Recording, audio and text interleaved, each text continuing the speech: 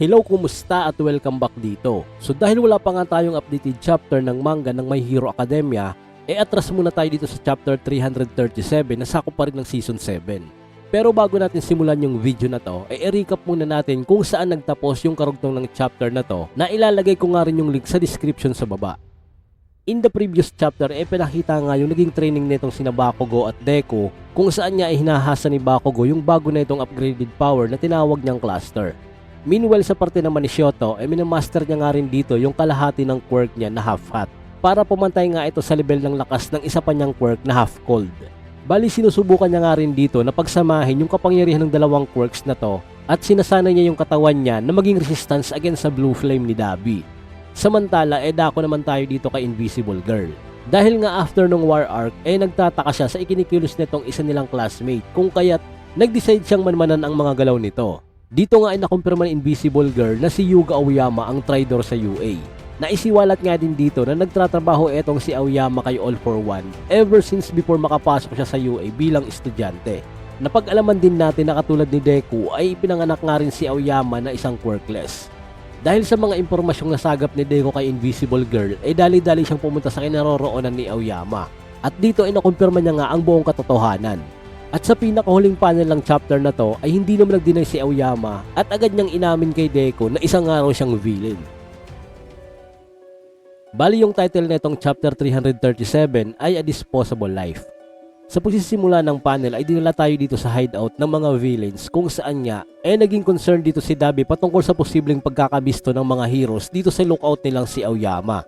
Subalit binaliwala lang ni All for One yung pag-aalalang yon ni Dabi. Naitanong ni All for One kay Dabi kung ano nga ba daw ang gagawin niya kung sakaling ang isang mumurahing lighter nga daw ay hindi na sumindi. Kung magiging matagumpay nga daw etong si Aoyama sa mga utos niya ay plus factor nga daw ito para sa kanila. At kung sakaling mabigo naman ito sa mga misyong ibinigay niya ay magiging disappointed nga daw siya ng kaunti. Well, in this case nga daw ay kinakailangan nilang ibasura yung patungkol sa bagay na to at pagtuunan nila ng pansin yung mga kasunod na posibleng plano na pwede nilang gawin. Bali nga para kay All for One walang halaga sa kanya etong pamilya ni Aoyama, pero mas okay nga daw kung sakaling lilibangin sila neto ng pansamantala. Mabalik tayo dito sa scene sa kagubatan. Makikitang itinatakas si Aoyama ng mga magulang niya at hinahabol naman sila nila Deku at Hagakure. Habang emosyonal nga dito ang pamilyang ito, nag-flashback sa isip ni Aoyama ang pagiging concern ng mga magulang niya sa kanya dahil sa pagiging quirkless niya. Dahil sa parehong marangya ang buhay ng mga magulang niya, ay pinalaki siya sa magarang buhay kaya naman labis ang sakit ang nararamdaman ng mga ito na naiiba ang anak nila sa ibang mga bata. Ngunit ganoon pa man ay sinusubukan nga doon ng mga ito ang lahat ng kanilang makakaya para maging okay ang lahat na to the point may nasagap silang balibalita patungkol sa isang taong namimigay ng quirks nang walang bayad. Though yung quirk na natanggap ni Aoyama ay hindi naging compatible sa katawan niya, pinalaki naman siya ng mga magulang niya ng busog sa pagmamahal. Sapagkat para sa mga ito, ang pagiging kakaiba ay isang bagay na nakakatakot ayon sa kanila. Dahil dito ay nagsimula ang pangarap ni Aoyama na maging hero na magpapakita ng pakikiramay at simpatya. Ang pagiging involved ng mga magulang ni Aoyama mula nung bata pa siya hanggang sa nabigyan siya ng quirk na ngayon natupad din ang pangarap niya na maging hero ay puro at walang halong masamang intensyon.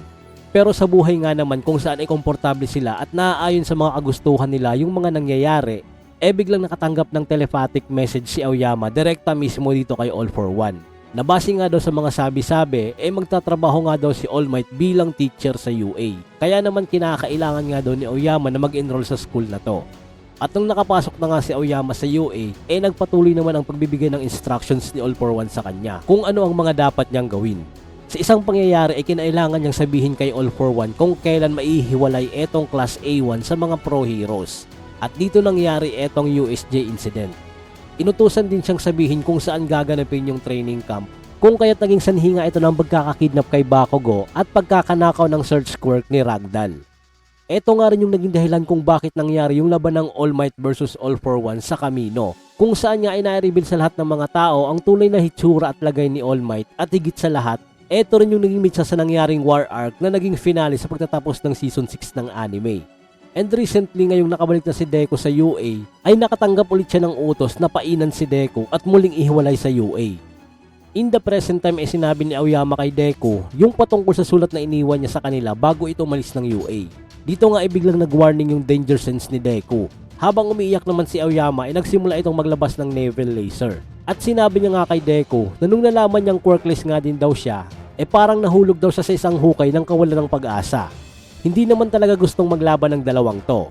Pero sa sitwasyon nga walang choice si Aoyama kundi ang protektahan ang pamilya niya against dito kay All for One dahil hindi nga siya pwedeng sumuway sa utos. Dito biglang umatake si Aoyama gamit ang Neville Laser at naghanda naman si Deku para i-dodge yung atake na yon. Out of nowhere biglang dineflect ni Hagakure yung Neville Laser para protektahan si Deku. Dito unang na-reveal yung ability ng quirk netong si Hagakure na kaya ng katawan niya na i-refract at i-reflect yung liwanag. Emosyonal at pasigaw na sinabi ni Hagakure na dahil sa ginawa ni Aoyama, maaaring lahat sila ay namatay at maging ang buong Japan ay humantong sa isang malaking kaguluhan. Makikitang bahagyang na-reveal yung mukha ni Hagakure dahil sa labis na galit. Bali sinabi pa niya dito na sa kabila ng mga ginawa ni Aoyama, may gana pa daw itong pumasok sa kaparehong classroom nila at nasisikmura din ito na tumira sa kaparehong dorm nilang lahat. Bali yung mga katagang to mas lalo pang nagpayanig sa damdamin ni Aoyama at talaga namang nakaramdam siya ng labis na pagkagilty sa sarili niya. Dito nagkaroon ng pagkakataon si Deku na gamitin ang Black Whip at nagawa niyang igapos si Aoyama pati ang mga magulang neto. Sinabihan naman ni Deku si Aoyama na ginagawa nga daw ito ni Hagakure para hindi nga daw siya maging sanhipan ng ikakapahamak ng iba. Hiniling pa nga ni Deku na tapusin na nga daw nila ang lahat ng ito magmula ngayon. Sa madaling kwento, dinala agad tayo dito sa UA kung saan nga nakarestrain na nga dito etong pamilya ni Aoyama. Makikita nga natin dito ang mga pulis, UA faculty at maging etong class 1A na present sa lugar na to. Napag-alaman din nila na nabigyan ng quirk si Aoyama and it turns out na kinokontrol nga siya dito ni All for One kapalit ang kaligtasan ng pamilya niya. Makikita nga nating napapaiyak yung expression ng mukha ni All Might at nakonclude nila na since 10 years ago pa na-acquire ni Aoyama yung quirk niya galing kay All for One na hanggang sa ngayon wala pa rin nangyayaring masama sa kanya. Hindi nga nila nakikita mangyayari kay Aoyama yung kapares na nangyari kay Lady Nagan kung saan niya sumabog yung katawan neto nung sinuway niya si All for One. Dito sinabi ni Principal Neso na kung pwede wag na nga daw muna makialam ang buong Class 1A sa kasong ito. Pero nag-refuse naman sila dito dahil sa labis na emosyon sa likod ng katotohanang nalaman nila. Naitanong ni Ujiro na kung hindi na-expose si Aoyama ni Hagakure, ano nga daw ang saktong pinaplano netong si Aoyama. Sinabi naman ni Kirishima na sabihin nga daw sa kanya ni Aoyama na hindi nga daw totoo yung mga paratang na to.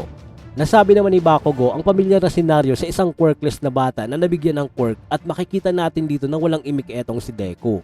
Habang si Aoyama naman ay hindi makatitig ng diretso sa mga classmates niya. Inamin naman ng mga magulang ni Aoyama na wala silang alam specifically sa tunay na pagkatao ni All for One, na sumusunod lang sila sa mga ipinag-uutos neto sa kanila. Ayon nga sa kanila, na kapag mabigo sila papatayin sila, na kapag magsinungaling sila papatayin din sila. Naitanong naman ni Sukauchi kung paano nga daw nila nasabi yon.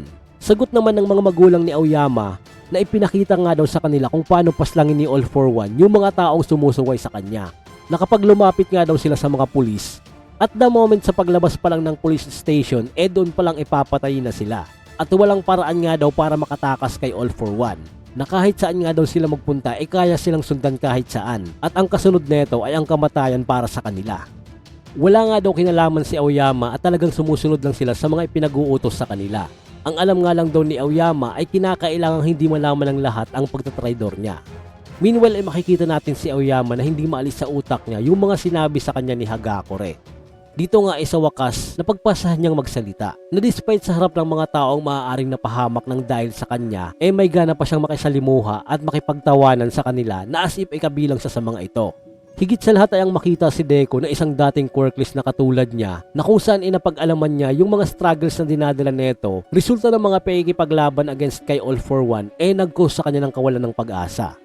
Pero ang pinakamalala pa nga daw, sa kabila ng napakabigat na mga pasanin ni Deku, ang tanging naiisip na lang ni Aoyama ay ang pansarili niyang mga pighati, kung saan na-realize niya na unti-unti na itong nabubulok sa kanyang kaibuturan, na ang buong pagkatao niya bilang si Yuga Aoyama ay isang napakaruming villain. Dito ay napatanong naman si Deku kung bakit niya nagawang tulungan sina Tokoyami at Bakugo during training camp incident. Nabanggit niya pa yung mensahe na iniwan ni Aoyama dito sa binuon niyang chest sa balcony ni Deku kung saan para bang sinasabi nito na ginagawa niya ang mga bagay na to dahil sa utos ni All for One. Nabanggit pa nga ni Deku yung patungkol kay Lady Nagan na even though na-control nga ni All for One yung utak neto, hindi nga daw ito basta-bastang sumuko. Na kahit sinakop yung utak ng babaeng hero na to, hindi nga daw sumuko yung willingness neto. Nagulat naman si All Might sa mga salitang binitawan ni Deku. Sinabi pa ni Deku na kung nalaman niya nga daw yung mga bagay na to ng mas maaga, malamang wala nga daw tinatawag bilang villain nang dahil lang sila kagawa ang mga ito ng krimen. Matapos nun ay inabot ni Deku ang kamay niya kay Aoyama at sinabi niyang maaari pa silang mamili kung paano nila papasukin ulit yung laban na to. Sa isip naman ni Bakugo ay nasabi niya na kung ito nga ba daw isa sa mga taktika ni Deku para palambutin yung puso ni Aoyama. Dito ay makikita natin yung sincerity ni Deku at sinabi niya kay Aoyama na maaari pa nga daw itong maging hero. At dito nagtapos yung chapter 337. Medyo naiyak ako doon ha. Hindi ko na sana ginawa yung video na to kung alam ko lang na ganito ka-emotional yung chapter na to. Anyway, para sa mga diehard fan ng MHA, alam kong tatago sa mga puso nyo yung chapter na to. Special mention mga idol no dahil kumakalat nga yung rumors na this coming October magkakaroon ng special anime episode ang MHA na may title na My Hero Academia UA Hero Battle. At based nga sa pagre-research ko, legit yung balitang to dahil na-i-announce nga ito sa 42nd digital issue ng Shueisha's Weekly Shonen Jump magazine. At dito ko na muna tatapusin yung video na to at magkita-kita tayo sa next upload natin.